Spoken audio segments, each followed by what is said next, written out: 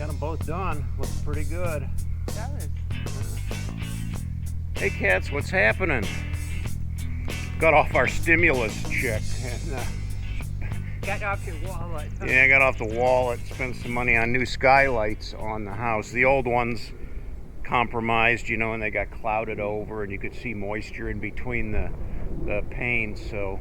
But they were quite old. Yeah, they were Look at it that way, almost 30 years old. So the new ones are really nice. They're I think they're sealed in there way better than the old ones were. We kept wondering, oh, hi beautiful people, I almost forgot.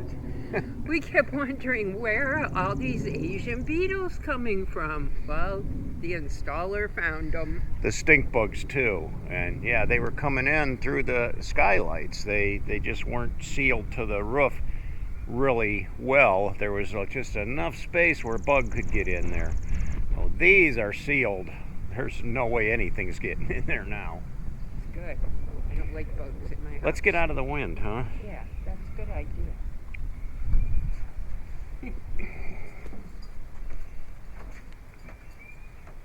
Hey buddy, what you doing out here? Enjoying the catio. It's about time. They like to stay in the house with me. Well, you guys have been asking about my beautiful wife and you know, why she hasn't been in the videos.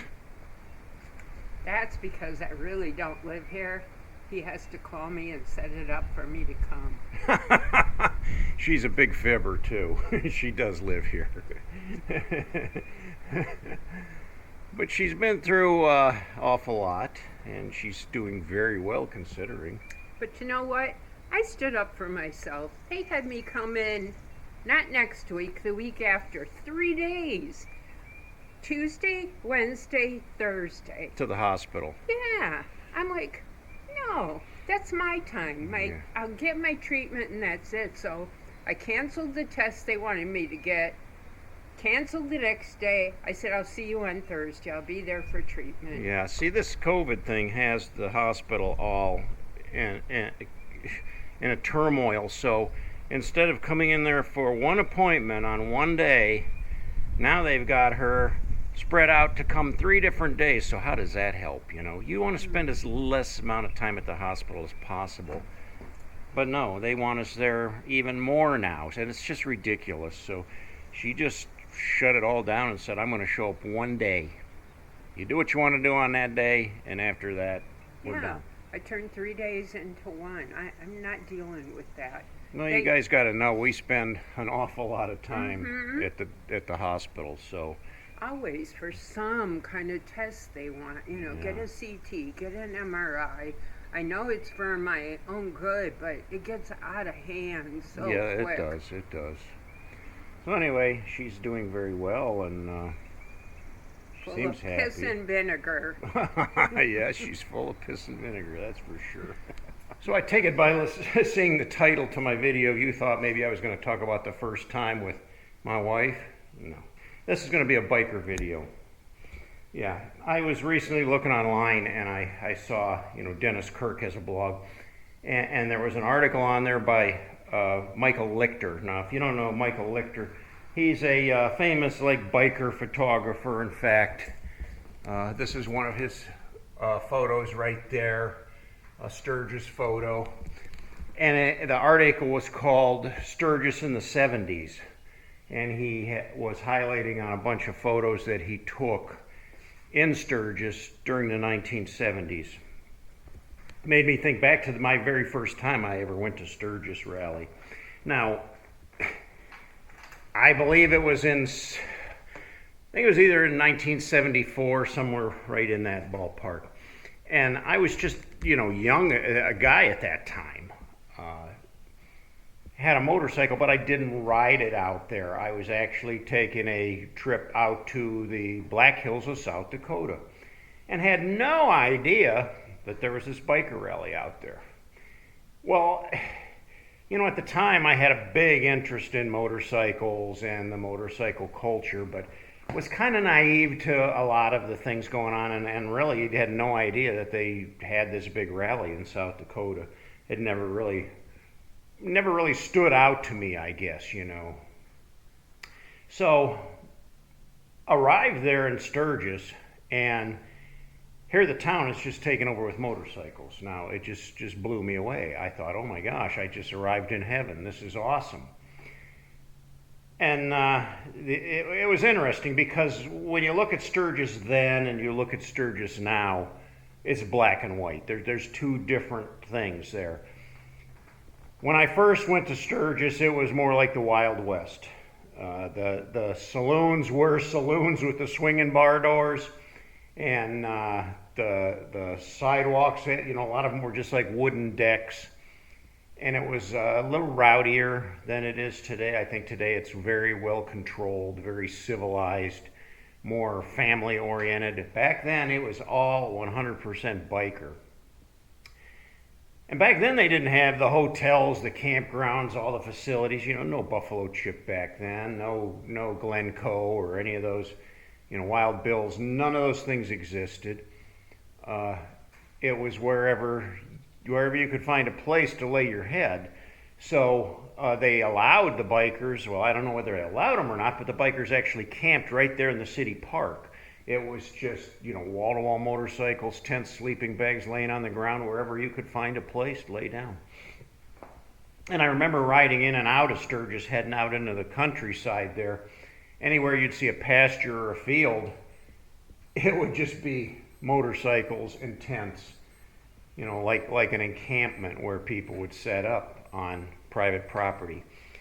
Somebody might have a farm. Yeah, sure, go ahead. If you want to camp there, it's fine with me. And they're right alongside of the road there. They'd have a road going up through the ditch and right up into the field, and they'd all be camped there.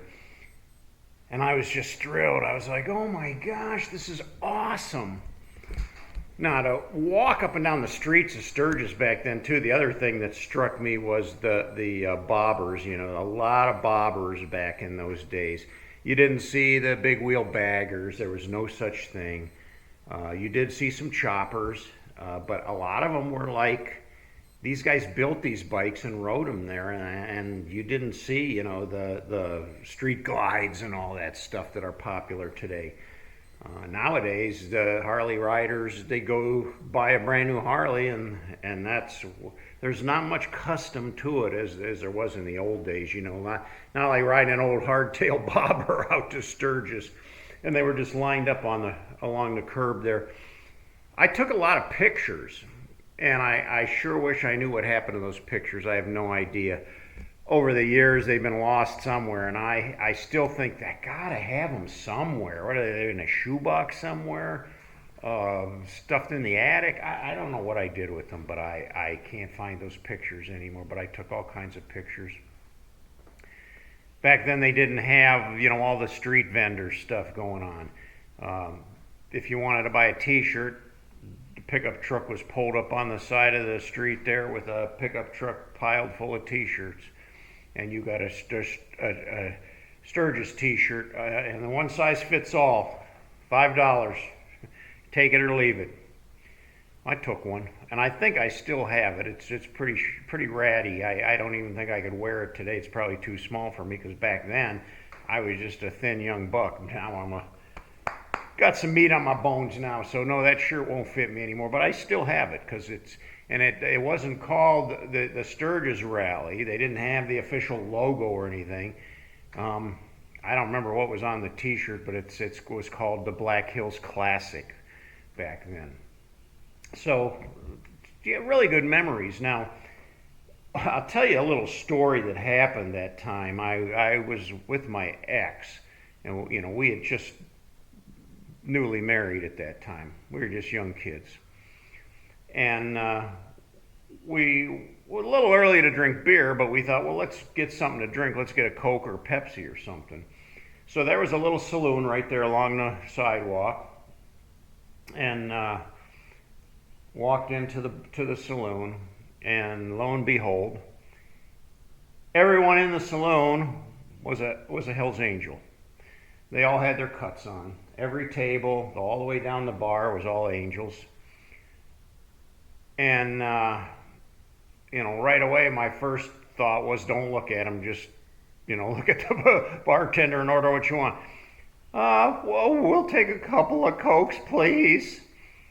Well, of course, all the heads, every one of them, like turned around to see who we were and what we're doing there.